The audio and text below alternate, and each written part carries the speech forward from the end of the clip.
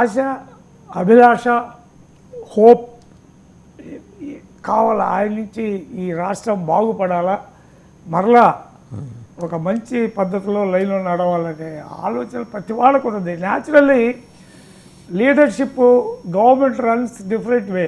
People యొక్క aspirations ప్రకారం ultimate run కావాలి. కానీ ప్రభుత్వం చేయాలంటే దానికి కొన్ని రెస్ట్రిక్షన్స్ ఉంటాయి, కొన్ని పద్ధతులు ఉంటాయి, లీగాలిటీస్ ఉంటాయి.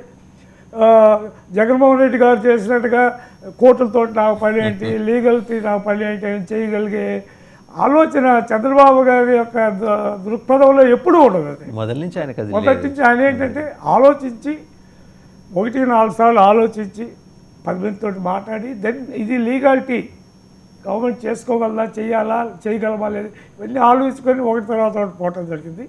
కొన్ని మేజర్ ఇష్యూస్ ఈ హాజ్ ఆల్రెడీ ఈ గవర్నమెంట్ ఫుల్ఫిల్ చేసింది. ఇప్పుడు ఏంటి, యూ హ్యావ్ టు అండు. ఇదివరకే ప్రభుత్వం చేసిన అన్నీ కూడా ఇవాళ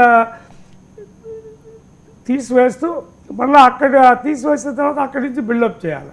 సో న్యాచురల్లీ మీరు స్ట్రైట్ అవే డే 1 నుంచి చేయాలంటే అయ్యే పని కాదు. స్టిల్ ఇవాళ ప్రతి నెల 1వ తేదీకి శాలరీస్ వస్తున్నాయి, ప్రతి నెల 1వ తేదీకి పెన్షన్లు ఇస్తున్నారు, వర్క్స్ కూడా స్టార్ట్ అయ్యి రోడ్ సిస్టమ్స్ కానీ ఇవన్నీ కూడా. మరో ప్రక్క ఈ అన్నా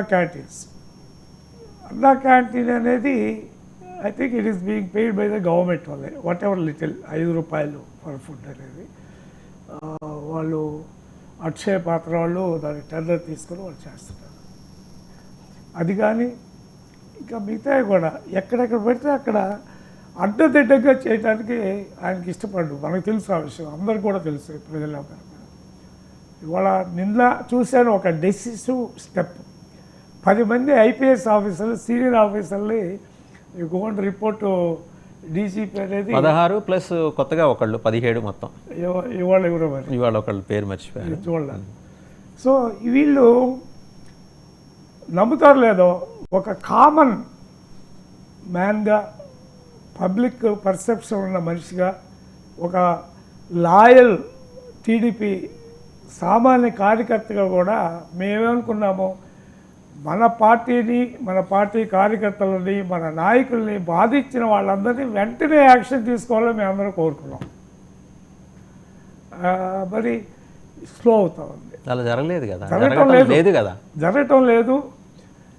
మరి అదేంటంటే మీకు ఒక విషయం చెప్పమంటారా స్ట్రైట్గా, అంటే జనం ఎలా అనుకున్నారు లేదా మీ టీడీపీ కార్యకర్తలు ఎలా అనుకున్నారు అనే విషయం చెప్పమంటారా? ద్వారంపూడి చంద్రశేఖర్ రెడ్డి ఇలా మీరు అధికారంలో రాగానే 2వ రోజు ఆ రేషన్ బియ్యం కుంభకోణంలో ఆయన లోపల వేస్తారనుకున్నారు. ఆయన మీద వేరేదేదో వివాదం తెర మీద తీసుకొచ్చేసారు. ఇది పక్కకి వెళ్ళిపోయింది. మరి అక్కడ మీకు enough evidence you have with you, ఇంకా ఎవిడెన్స్ కావాలి, ఇంకా ఎందుకు కేసు స్లో డౌన్ అయిపోయింది? ఇలాంటి ప్రశ్నలు మీ కార్యకర్తల నుంచే వస్తున్నాయి, జనం అడగటం కాదు. వస్తున్నాయి. అదే నేను కూడా చెప్తా ఉంది. బట్ 2 నెలల లోపలే ఉన్న గత 5 ఏళ్ళు చేసిన అన్నీ కూడా వేసేస్తే మన వాళ్ళని ఆంధ్రప్రదేశ్లో ఉన్న జైళ్ళు చాలక తెలంగాణలో లేకపోతే ఎక్కడో అద్దెకు తీసుకోవాలి జైళ్ళు కూడా. కాబట్టి నేను అనుకోవటం ఏంటంటే హీఈస్ నాట్ ఏ లైన్ అయితే వాళ్ళు ఆయన జగన్మోహన్ రెడ్డి గారు చేశారో వితౌట్ ఎనీథింగ్ ముందు వేసి తర్వాత చూసుకుంటామని మనం చూసాం కదా. బాబు గారిని కేసు పెట్టకుండా ముందు జైల్లో పెట్టేశారు. ఎవరైనా మామూలుగా ఏంటంటే యూజువల్గా జరిగేది కేసు పెట్టి దాని మీద ఆయన ఇన్వెస్టిగేట్ చేసి తర్వాత ఇఫ్ ఈజ్ ఫౌండ్ ఫాల్ట్ తీసుకెళ్ళి లోపల పెట్టాలనేది. కాబట్టి నేనేది అదే దట్ ఈస్ ద మనిషికి ఉండే తేడా అది కనిపించడం. అయితే దాంట్లో మేమందరం ఏమనుకుంటామో కామన్ తెలుగుదేశంలో కానీ కామన్ పబ్లిక్ కూడా ఏందబ్బా డిలే చేస్తున్నారు. ఓ పక్కేమో మేము పెద్ద హైప్ ఇచ్చాము, రెడ్ బుక్ అన్నాము, అది అన్నాము, ఇది అన్నాము. కానీ అవుతుంది. ఎక్కడెక్కడైతే ఆయన ఆయన చెప్తా ఉన్నాడు అలాగే ఏమని, నేనుగా దుందుడుగా చేయను, కానీ లాలో ఎవరైతే ఎలాంటి తప్పులు చేస్తారో వాళ్ళు వదిలేదు లేదు. స్టిల్ ఈ టూ మంత్స్ అనేది 2 నెలలు అనేది చాలా తక్కువ టైం నా అభిప్రాయంలో. అంటే ఇప్పుడు మీ కార్యకర్తలు చెబుతున్న వందలాది కేసుల గురించి నేను మాట్లాడట్లా, కీలకమైన 2-3 కేసుల గురించి మాట్లాడుతున్నాను. టైం ఇప్పుడు ఏమవుతుందంటే ఎలాగైతే ఆయన్ని